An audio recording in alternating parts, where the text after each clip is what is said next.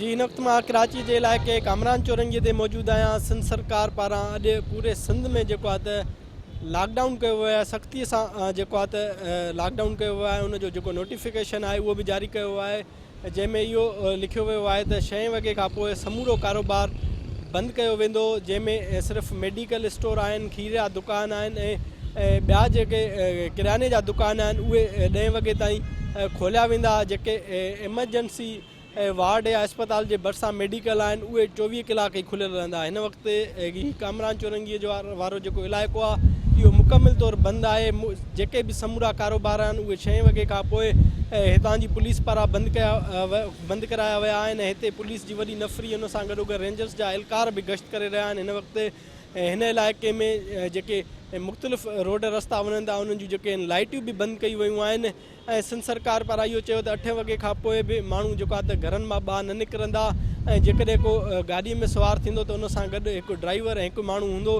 पर हिन वक़्तु ट्रांसपोर्ट ते त अमल नाहे थी सघियो, पर जेको कारोबार आहे उहो मुकमिल तौरु असांखे बंदि नज़र अचे पियो। जेके होटल वग़ैरह आहिनि उहे बि जेको आहे त बंदि आहिनि। जिते पार्सल जो इंतज़ाम आहे उहे खुलियल आहिनि, जिते BSOP ते अमल थिए पियो जेके दुकानदार आहिनि उनखे मास्क बि पहिरियल आहे ऐं माण्हू जेको आहे त पार्सल ख़रीद कनि था या होम डिलीवरी जेका सर्विस आहे उहा जारी आहे। हिन वक़्तु ही जोहर जो जेको इलाइक़ो आहे इहो मुकमिल तौरु बंदि आहे। राति जे टाइम हिते वॾी रश हूंदी, 1-2 वॻे ताईं ही इलाइक़ा खुलियल हूंदा, पर कोरोना वायरस जे करे ही इलाइक़ा हिन वक़्तु मुकमिल तौरु बंदि आहिनि। पूरे सिंध में जेको आहे त लॉकडाउन जेको आहे उहो जारी आहे। मां इहो बि ॿुधाईंदो वञा त सिंध सरकार पारां इहो बि चयो वियो आहे त जेको माण्हू गैर ज़रूरी ॿाहिरि निकिरंदो उन ख़िलाफ़ बि कार्रवाई कई वेंदी ऐं जेकॾहिं को कमु सांगे वेंदो त घर जो हिकिड़ो फ़र्द जेको आहे त ॿाहिरि सामान वठण लाइ वेंदो, जंहिंखे इजाज़त हूंदी। बाक़ी जेके शहरी आहिनि उहे घरनि ताईं महदूद रहंदा। हीउ जेको ज़िलो आहे जिते असां मौजूदु आहियूं इहो कराची जो ओभर ज़िलो आहे। पूरे सिंध में जेको आहे त सभ खां वधीक केस हिन ओभर ज़िले में आहिनि। 26 शरह आहे हिन ज़िले जी, सभ खां वधीक केस हिते अचनि पिया।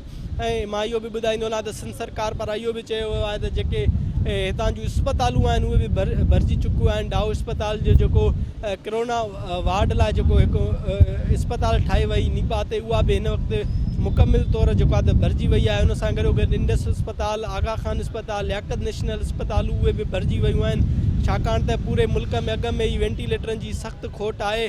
ॿिए तरफ़ जेको आहे त केस बि वधंदा पिया आहिनि, जंहिंजे करे इंतिज़ामिया खे बि ॾुखियायूं पेश अचनि पियूं। उनजे करे हुननि पारां इहो जेको आहे त लॉकडाउन लागू कयो आहे ऐं हुननि पारां इहो बि चयो आहे त शहरी घरनि ताईं महदूद रहनि जीअं हिन वायरस ते कंट्रोल थी सघे। जी।